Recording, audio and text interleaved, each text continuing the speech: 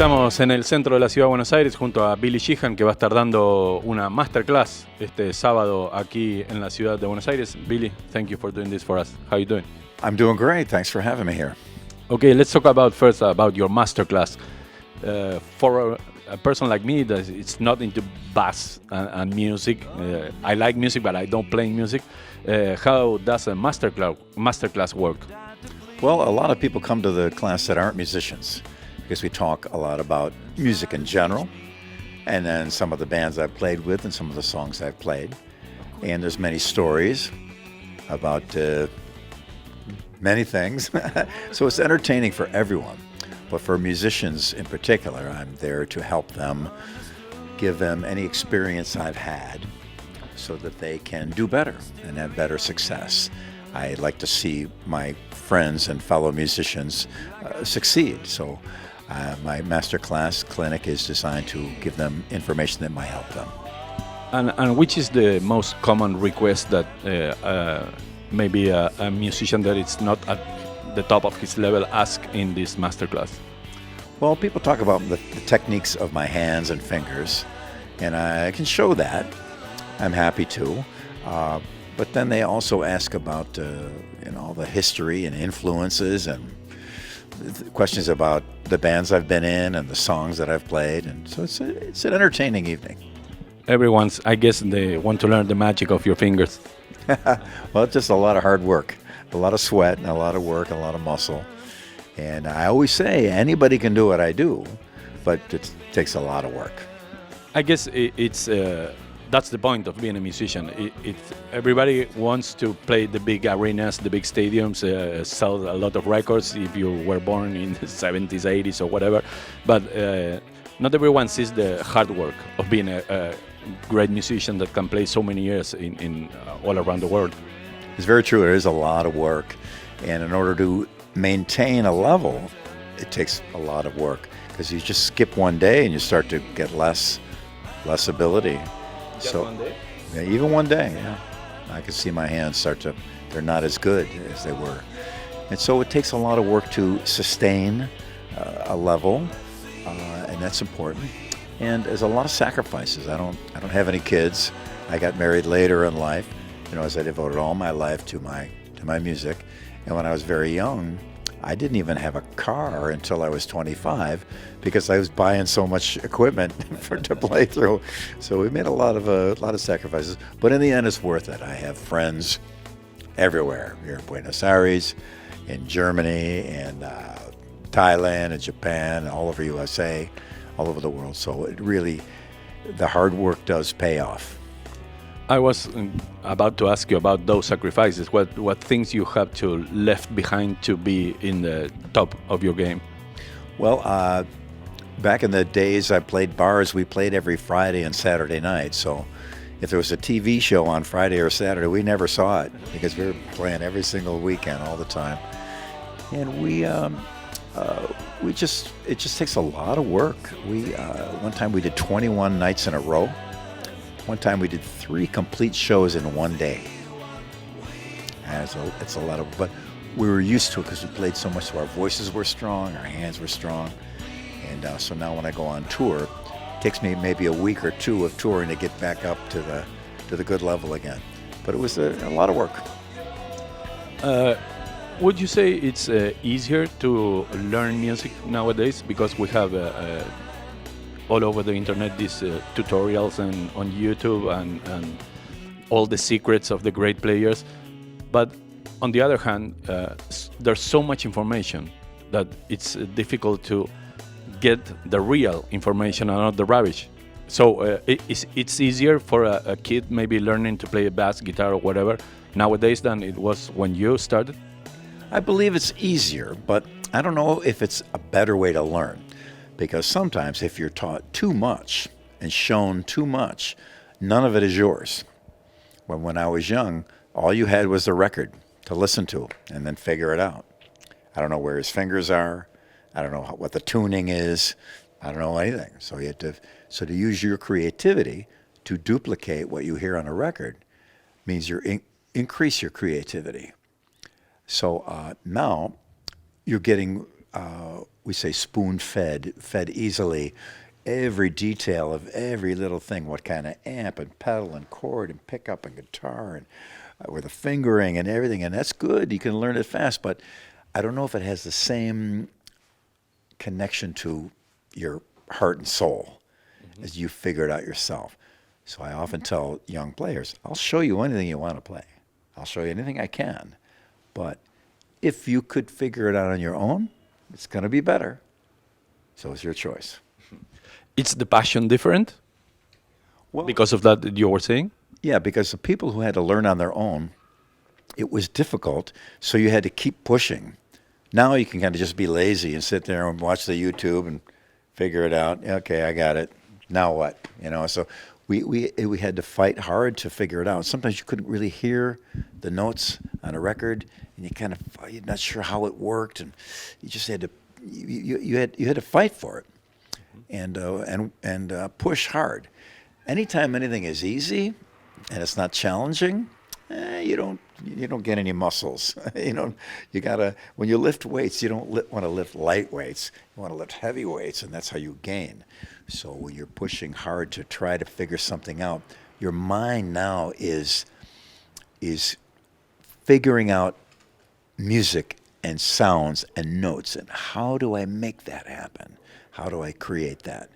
And that begins the creative process in your mind musically. So all of the guys from my generation that learned that way, they write, they perform, they're with passion, amazing. Where later on, there seems to be a little bit of, not with everyone, there's some great musicians out there now, but in general, people seem a little bit just not so concerned with it. Yeah, I'll learn the song. That's okay. Where we had to figure it out. The first time we heard Jimi Hendrix, we were unbelievable. We didn't see, we saw the photo on the album. It wasn't on TV. There was no YouTube. That's all. Maybe in the magazines, the rock magazines. But then that was my first concert. I went to see Jimi Hendrix play. But I was way, far away. But still, at least I got to see him perform, and it was so inspiring to me. So, but I do think that the musicians now, young musicians, they are also very incredibly creative people, and they have a great advantage of all this that came before them to learn from. And some will pick the right parts and the right ideas and come up with a new, cool, amazing, creative thing for the next generation and the next generation and the next generation, I think. Okay, so your first concert was Jimi Hendrix. Why you didn't pick a guitar and you ran for the bass? I guess that was my mistake. No, I didn't realize the guitar was the glory instrument, and I didn't think, if you play, was the drums or guitar or keyboard, you just tried to be the best. Mm-hmm. And sometimes some bass players, they pull back and they play very minimal, which is good too, which is great. I love some great minimal bass players. Brilliant tone and timing, it's amazing. But I never thought like that. I just thought, why not do everything you can do? So I started learning Bach and Oscar Peterson piano runs and all kinds of different types of music, classical music, progressive music. And just, there was no one there to say, oh, you can't do that on bass. And I just did. Should I stop? So, but it's true, the guitar is a glory instrument, but I fell in love with the bass early, just the sound of it and the feel of it and the look of it and the giant amps and the thick strings. It just kind of intrigued me. So I like guitar. I can play guitar. I write songs on guitar. But I can't play any of the fast stuff that I play on bass. I can't do that on guitar. Do you remember which one was your first bass and how did you get that bass? And the feeling of getting your first bass? Well, the first bass I actually had was a Hagstrom, but it wasn't really a real bass. It was small, had plastic on it, and I wanted to have a real bass. So my very first bass was my Fender Precision bass, which I still have, which was the model for my Yamaha Attitude basses. They copied everything from that. All the changes I made a lot of changes on that bass. We brought them into the Attitude bass, only done properly by the the artists at the genius guitar builders at Yamaha. I did it with a little chisel, and did a bad job, but still it worked. So that P bass, I still have it. It's still much a part of my life, and it's been on the cover of magazines and all over the world. People make duplicates of it. They make imitation of my bass. There's like 3 or 4 of them around the world. Pretty interesting. I know. Do you still play with that bass? Not live, but maybe at home? Yeah, at home I play with it once in a while, but I'm going to go through it, maybe adjust the neck, do a couple, bring it up to the right playing, because with time the wood moves a little bit. And I may, at some point, I want to play it live again, just even for one song would be cool. It's like an old wife to take them for a ride. It's like, well, you're being married and I go and have coffee with an old girlfriend. Yeah. Okay, you were talking about Jimi Hendrix. I guess it's the first time I'm talking with someone who saw him playing live. Was he up to the myth we heard? Oh yeah, he blew our minds. He came out and his first song was Fire.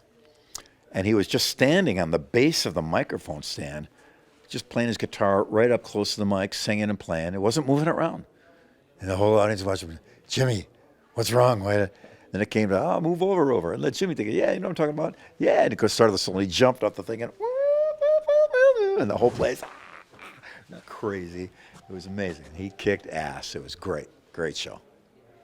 Okay, so you've been named the best bass player of the world 5 times by the Guitar Player magazine. How these accolades impact in your career, and I don't know if they change your focus when you're the best bass player of the world. Maybe you diverse your path and start playing for accolades and not for passion or music or whatever. I guess that could happen, but for me, it just made me work harder because I'm not the best bass player. And I'm very honored that the readers voted for me, and thank you very much. But I want to, now that people think that, I better be good, so I work harder. And I never thought about, I'm very honored and very thankful, very grateful. But it doesn't, I don't sit around and think about it. I just know every time I climb a mountain, I look up and there's another mountain. I got to climb that one. So the adventure never ends to improve. And being a better player doesn't necessarily mean faster or more notes or whatever. It can mean many, many things. So I'm always working at it. And I have my iPhone with me, and I'll come up with an idea, and then I'll set my iPhone up for selfie video, and I'll play it to myself into my phone and explain, okay, here's an idea. Now with your left hand, you do this, but then the next time, and so I have hundreds of little videos of things that I've discovered and I can improve. And every day I discover some new thing that I never knew before, almost every single day, which is amazing to me. You know, it's amazing that it's that the thing amazing about music, I guess, that so many years on the road you can still discover new things on your instrument. Because I guess I would think you can discover new things on a bass because you are at the top of your game every day. Well, every day. Well, thank you, but I've got to improve the things I play now. Then I've got to recover things I used to play but stopped playing or forgot, and then I had to invent new things too. And there's all kinds of new things all the time. It never ends. It really never ends. And that's why I got an email from some kid years ago, and he said to me, I've been playing bass for 6 months, and I'm bored. What should I do? I wrote back to him, quit, bro. This ain't for you. I've been playing bass for over 50 years, and I'm excited. We get down here, I'm going up and practice in my room because I want to get that thing in my hands, and it's exciting. It's why I always encourage people. People sometimes come to my clinics, older players, and they have their kids. They want their kids to see me. But then I hear by email from the dad that now he's together with his friends in the garage, and they're playing the old songs again. So they get back into playing again. So it's always good to see people get revitalized and excited and enthused. And I'm excited and I'm enthused about playing bass. So I like to spread that around. Okay, I guess the new generations, they are not so patient that your generation or my generation used to be when we were kids. They want everything right now, and if the reward doesn't come so fast, they are bored. Well, I think generally that might be true, but I do have faith that there are a lot of great young players and a lot of people that are passionate and people are understanding. I got an email from a gentleman a couple of days ago, and his son has some emotional problems and just sits around with his phone all day. And he started to play bass, and his dad brought him to one of my clinics, and I met him and spoke with him. Now he's playing every day. Now he's involved with a local Philharmonic orchestra. So he's just changed his life completely. So I think there will come a time when this starts to go away. And things come and go all through history, all the time. And people will, I think, value real playing and real talking and face-to-face and get a guitar and play and sing and learn songs.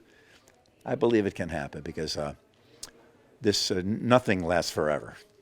And this is the thing now, nothing lasts forever.